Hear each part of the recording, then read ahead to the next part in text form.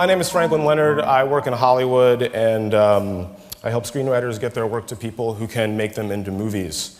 And a couple of months ago, I got an email from Sean Blanda, who you all know at this point, asking if I wanted to speak at this conference because, and I quote, and I want to read this because I can get it right, our audience is full of people who are on the bleeding edge of creativity and thus are always interested in how the ways we are discovered and get noticed are changing. I must admit, for a couple days after getting that email, I was feeling really, really good about myself. Y'all are well over 1,000 people on the bleeding edge of creativity. And from the stage, there are a lot of you. And someone wanted me to come talk to you about the future of that bleeding edge. So, by association, I must be awesome. And on top of that, it would be a great opportunity to up my brand equity, proselytize on behalf of my company, get my social media followers up, and all the things that you're supposed to do in 2015, at least I'm told. And unfortunately, that feeling of feeling really good about things changed pretty quickly. Early in April, I had a prep call for this talk with Sean, where I was informed that I would be part of the last session, so no pressure. And that the subject of that session would be, as you all know by now, changing the world.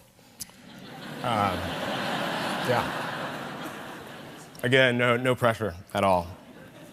And even then, I thought, it's fine, despite my crippling fear of public speaking, which may or may not be evident, I'll just adjust my standard speech a little bit, and I can procrastinate this thing until a few days or hours before the speech, and it'll all be fine. And then on April 12th, a 25-year-old black man named Freddie Page was arrested in Baltimore for possession of a switchblade. Was put aside for a moment the question of whether possessing a switchblade is a crime, because it's not really relevant to my comments here tonight.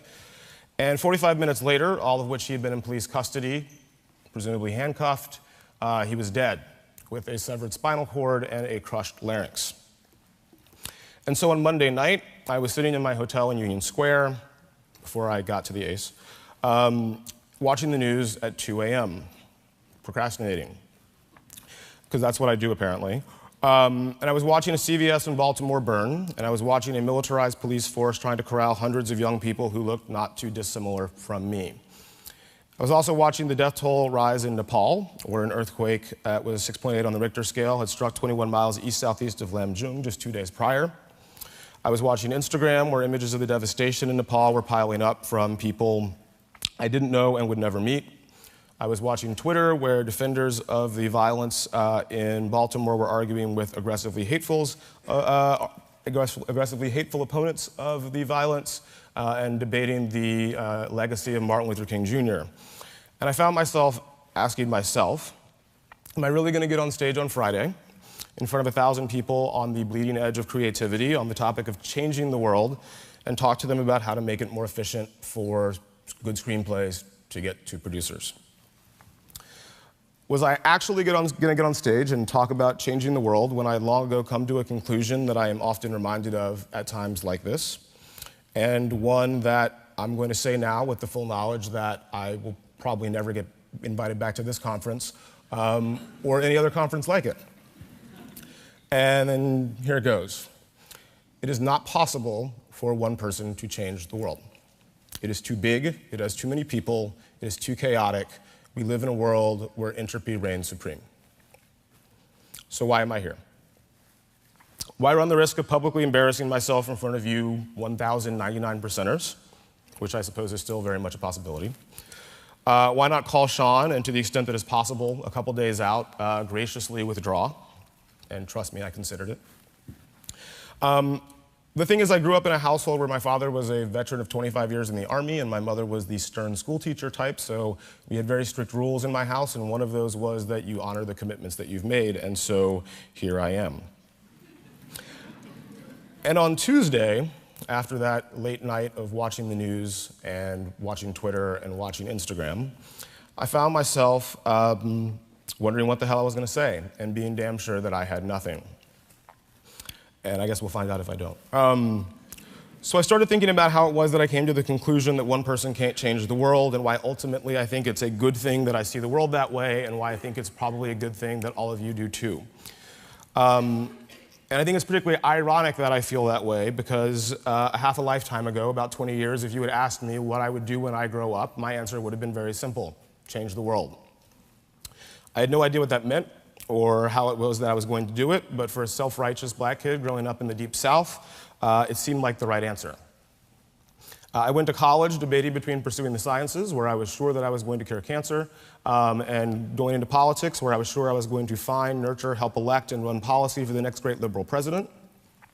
I chose the latter route and drove from Boston to Cincinnati, Ohio, the day after I graduated from college to help run the congressional campaign of a 25-year-old candidate running in the 1st District of Ohio. We lost. From there, I moved to Port of Spain, Trinidad, and wrote a column for the Guardian newspapers on the subject of U.S. and Trinidadian politics. I don't know how many of you follow Trinidadian politics, but I think it's safe to say that looking around in the U.S., I did not change U.S. or Trinidadian politics. Or if I did, I changed them for the worse. I then moved to New York City. I accepted a job as a management consultant, thinking that maybe there I could learn the skills that would help me change the world and whatever else I would do that would follow. At least one of you here today remembers me from that period and probably remembers me as an insufferable asshole as a consequence. Less than 2 years later, I was laid off from that job with the rest of my analyst class. And if I'm being honest, I'm sure that those that I worked for would agree that I probably deserved to get laid off quite a bit more than the rest of the people that I worked with. I found myself unemployed, very much adrift, and very much unhappy. I was not changing the world. I was a failure. And in my sadness and self-loathing, I found myself turning to something that had comforted me greatly in my youth: movies. Because when you're a black nerd in the Deep South and Urkel's on TV, you don't have much of a social life, and you end up watching a lot of movies on Friday night because it's slightly less pathetic than staying home. I guess that's actually debatable. But in my unemployment, I watched a lot of movies, and many of those movies caused me to change the way that I saw the world, which gave me an idea. Movies are a popular medium, so I should go to Hollywood and make a movie that would change the world. And I packed my bags 12 years ago and moved to LA. I got a job as an agency assistant because I was told that's a great way to start your career, and I sort of started working my way up. A year later, I got a job as a junior creative executive at a production company, which at the time was sort of lightning fast in Hollywood timelines. And I thought I was on my way. It would be very simple. I would find a great screenplay. I would get it made. It would change the world. And two things became apparent to me very quickly. There were not a ton of amazing movie scripts lying around that were going to change the world. And those that seemed like they might were probably the hardest, if not impossible, to get made. So I drifted from job to job. I worked for Leonard DiCaprio's company, where probably the only thing of note I did was desperate to find some good scripts to read over vacation, take a survey of my peers and say, send me a list of your 10 favorite scripts. In exchange, I'll send you back the combined list. And even despite having done that, somehow, I was a casualty of regime change less than a year later. I worked for Sidney Pollack and Anthony Minghella. 6 months after I arrived working for them, Sidney was diagnosed with cancer. 6 months after that, Anthony Minghella died.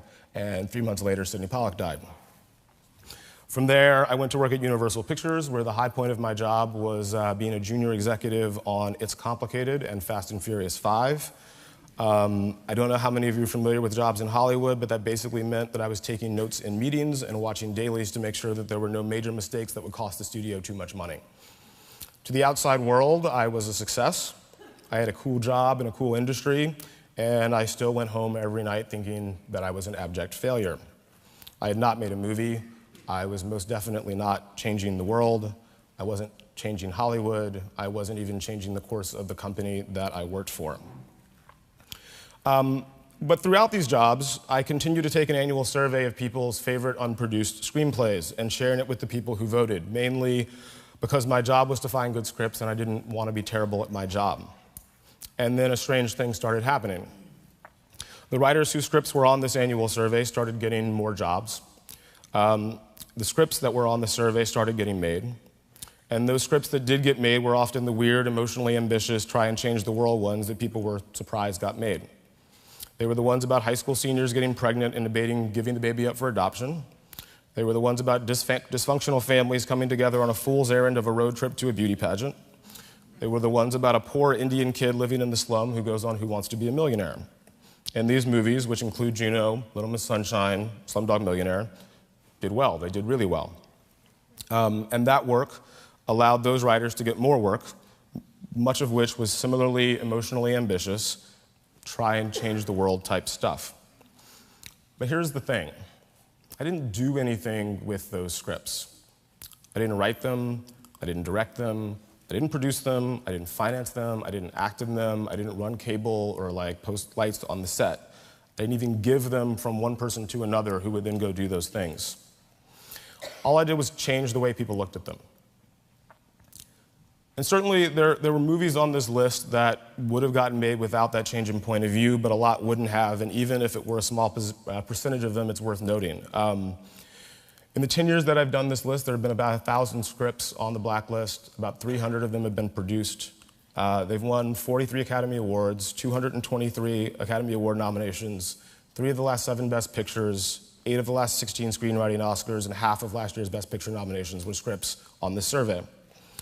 All told, they've made about $25 billion in worldwide box office, which means that in all probability, tens of millions of people, if not hundreds of millions of people, have seen these films in the theaters, and I have no idea how many in post-theatrical environments like television, streaming, and let's be honest, illegal downloads.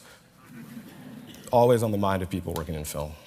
And for even the worst amongst those films, the people who see them, however many millions there are, probably see the world at least a little bit differently when they leave the theater than when they went in. But again, and I really can't stress this enough, I did not do a damn thing to make them.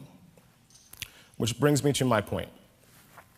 Here we are, 1,000 plus 99%ers on the bleeding edge of creativity. And I suspect that most of you, like me, grew up wanting to change the world in some capacity. Some of you, I suspect, also like me, have found it paralyzing. You're racked by the burden of failure brought on by the combination of ego, ambition, and altruism that I have been guilty of for most of my life, and still am on most days, and I'm told is a symptom of my generation and those that follow. So here's what I'd like to offer, and feel free to take or leave this advice.